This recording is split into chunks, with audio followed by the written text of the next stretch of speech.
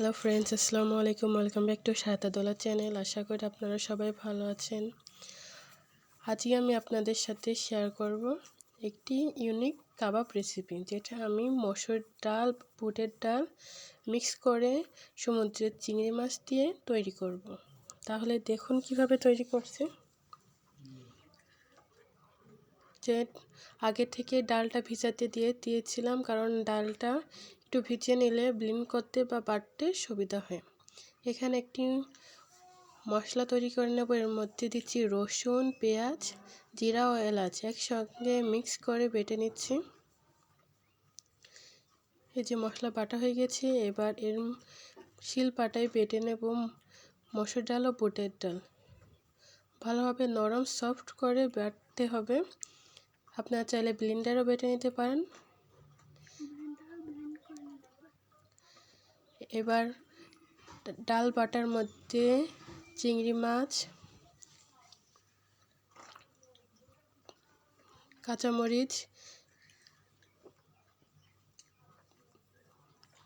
পেঁয়াজ কুচি, পেঁয়াজ এখানে কম দিলাম যেহেতু আমি মশলার সাথে পেঁয়াজ বেটেছি। এবার বেটে রাখা মশলা,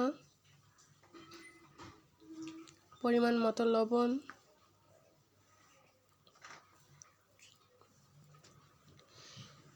পরিমাণ মতো শুকনো মরিচ ও পরিমাণ মতো হলুদ গুঁড়া দিলাম। এবার এই যে এখানে ধনিয়া পাতা দিলাম,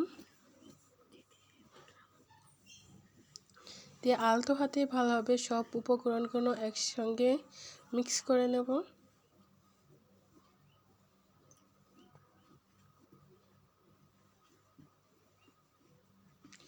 এবার কড়াই গরম হয়ে গেছে, এবার এর মধ্যে তেল দিয়ে দিচ্ছি।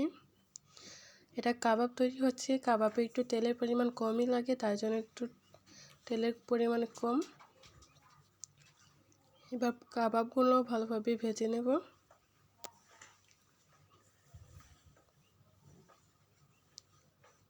এই যে আমাদের কাবাব ভালোভাবে লাল করে ভাজা হয়ে গেছে।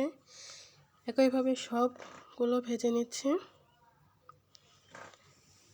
দুঃখের বিষয়, লাস্টে আমাদের ক্যামেরাটা লম্বা চলে এসেছিলো, তার জন্য এখানে একটু দেখতে অসুবিধা হচ্ছে। এই যে ভাতের সাথে কাবাব খাওয়া হচ্ছে, আর পাশেই রয়েছে চুনো মাছ রান্না। এই চুনো মাছ রান্নাটা